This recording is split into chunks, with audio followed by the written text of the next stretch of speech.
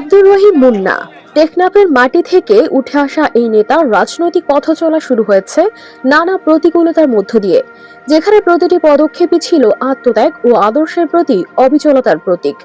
মুন্নার রাজনৈতিক জীবনের হাতেখড়ি হয় 2009 সালে। মাত্র পঞ্চম শ্রেণীতে পড়ার সময়ই তিনি টেকনাফ পৌরসভার 4 নং ওয়ার্ড ছাত্র দলের সদস্য হিসেবে রাজনীতিতে নাম লেখান। এরপর 2011 থেকে 2014 সাল পর্যন্ত তিনি টেকনাফ পাইলট উচ্চ বিদ্যালয় ছাত্র দলের সাধারণ সম্পাদকের গুরুদায়িত্ব পালন করেন। তারুণ্যের সেই দিনগুলোতেই তিনি নিজেকে একজন সংগঠক হিসেবে প্রমাণ করেন। 2014 থেকে 2018 পর্যন্ত তিনি পৌর ছাত্র দলের যুগ্ম আহ্বায়কের গুরুত্বপূর্ণ পদে অধিষ্ঠিত ছিলেন। 2018 সালে তিনি ছাত্র রাজনীতির গণ্ডি পেরিয়ে যুব দলের রাজনীতিতে সক্রিয় হন। এ সময় থেকেই তার জীবনে নেমে আসে চরম প্রতিকূলতা। আদর্শের জন্য লড়তে গিয়ে তিনি প্রায় 1 বছর ধরে কারা নির্যাতনের শিকার হন। এই কঠিন সময়েও তিনি তার নীতি ও রাজনীতি থেকে বিন্দুমাত্র বিচ্যুত হননি। সকল বাধা জয় করে 2021 সাল থেকে আব্দুর রহিম মুন্না বর্তমানে টেকনাফ উপজেলা শ্রমিক দলের সাধারণ সম্পাদকের মতো একটি গুরুত্বপূর্ণ দায়িত্বে রয়েছেন। রাজনীতির পাশাপাশি তিনি সমাজ ও মানুষের জন্য কাজ করে যাচ্ছেন। 2011 সাল থেকে তিনি কক্সবাজার বাস মিনিবাস মালিক গ্রুপের টেকনাফের কাউন্টার ইনচার্জের দায়িত্ব অত্যন্ত দক্ষতার সাথে পালন করে আসছেন, যা তার সাংগঠনিক ও সামাজিক দায়বদ্ধতার প্রমাণ দেয়। মুন্নার জীবন প্রমাণ করে রাজনীতিতে সফলতার পথ সবসময় মসৃণ হয় না। তার বিরুদ্ধে রয়েছে 4টি রাজনৈতিক মামলা। 2023 সালের 19 মে চট্টগ্রাম বিভাগীয় কর্মসূচিতে যাওয়ার সময় চকরিয়ায় সড়ক অবরোধ করে আওয়ামী লীগ ছাত্রলীগের গুলিতে তার বাসের গ্লাস ভেঙে হাতে আঘাত লাগে। তাৎক্ষণিক চিকিৎসা নিয়েও তিনি সমাবেশে যোগ দেন। একই বছর 2024 সালে নির্বাচনের পূর্বে 2023 সালের 28 অক্টোবর ঢাকা নয়াপল্টনে পুলিশের হামলার শিকার হন তিনি, যেখানে জেলা বিএনপির ও সহযোগী সংগঠনের নেতারা আহত হন। রাজনৈতিক কর্মসূচিতে অংশ নেওয়ায় মুন্নার ব্যক্তিগত জীবনেও আঘাত এসেছে। তার বাসভবন 3বার ভাঙচুরের শিকার হয়েছে, 2022 সালে একবার এবং 2023 ও 2024 সালের আগস্ট মাসে আরো 2বার। বারবার ঘর ভাঙচুরের মতো চরম ব্যক্তিগত ক্ষয়ক্ষতি সহ্য করেও তিনি তার রাজনৈতিক আদর্শ থেকে সরে আসেননি। স্থানীয়রা তার ত্যাগ সংগ্রামের বর্ণনা দেন।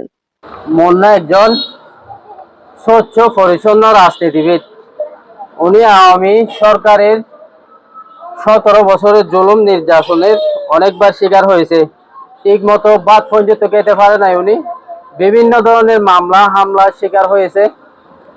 শুধু একমাত্র ওনার অপরাধ, ওনার আব্বু বিএনপির রাজনীতির সাথে জড়িত দীর্ঘদিন ধরে বলতে গেলে প্রায় 30 বছরের রাজনৈতিক জীবন উনি, ওনার আব্বু বিএনপির রাজনীতি করতো আর কি। যে কোনো মিটিং মিছিলে টেকনাফে এক ধরনের বলতে গেলে আব্দুল্লাহ ভাই ছাড়া টেকনাফের হাল ধরতে এমন কেউ কাকে দেখাতে পারবে না। বিগত 17 বছরে আব্দুল্লাহ ভাই টেকনাফের বিএনপিটা কিন্তু টিকে রেখেছিল আব্দুল্লাহ ভাই। তার ডান হাত হিসাবে আমি মনে করি এই আমাদের এলাকার আব্দুর রহিম মুন্না। উনি অনেক ত্যাগ স্বীকার করেছে। এই বিএনপির দলের সাথে জড়িত হিসেবে উনি অনেক মামলা হামলা শিকার হয়েছে। এমনকি রাতে ঘুমাতেও পারতো না উনি।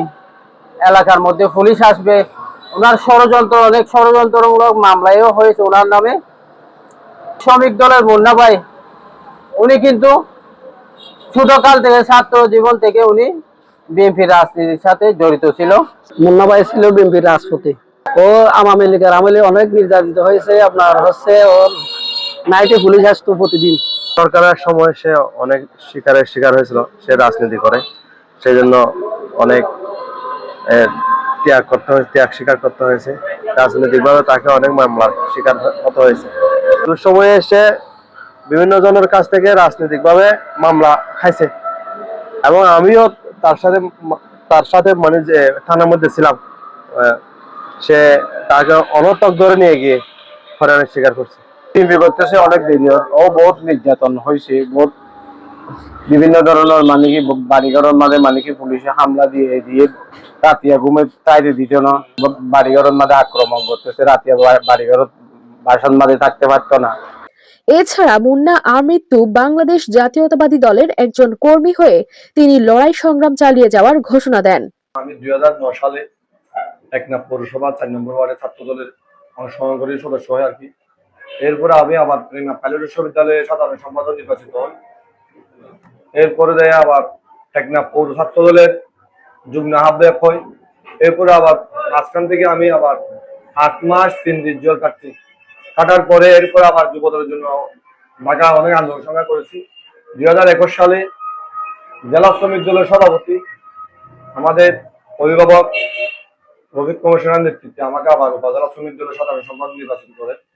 আমি 21 সাল থেকে এ পর্যন্ত আবার ওনার নেতৃত্বে আন্দোলন সংগ্রামের যেখানে আন্দোলন সংগ্রাম হয় সেখানে আমি ওনার নেতৃত্বে এখানে আমি ঝাঁপিয়ে পড়তাম আমার লোকজন নিয়ে। আর টেকনাফ পৌরসভাতে যখন আমি আন্দোলন সংগ্রাম করতাম ওই সময় প্রতিদিন এসে আমার বাড়িতে হামলা করতো প্রশাসন। এটা আমার ভিডিও করে সহকারে এখনো রয়েছে।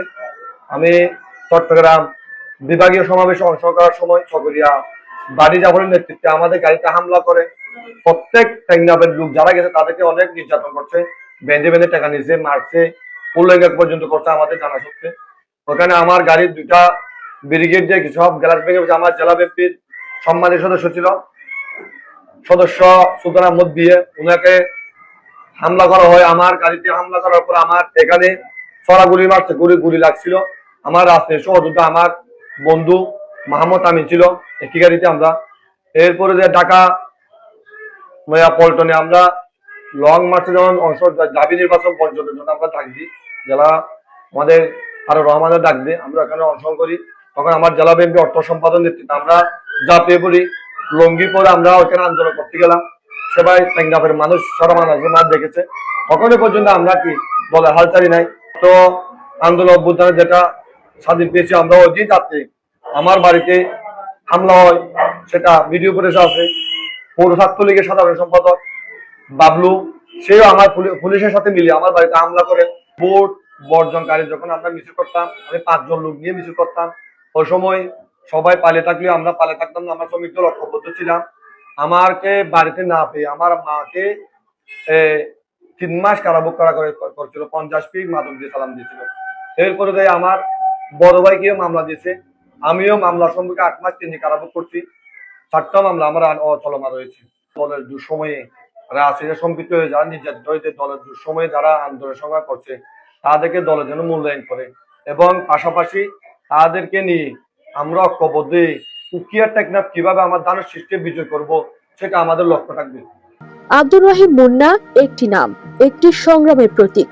তার জীবন বৃত্তান্ত তারুণ্যের জন্য এক অনুপ্রেরণা, যেখানে দেশপ্রেম ও আদর্শের প্রতি অবিচলতা শেখায় কিভাবে প্রতিকূলতা মোকাবেলা করে এগিয়ে যেতে হয়। News desk, Teknaf 71।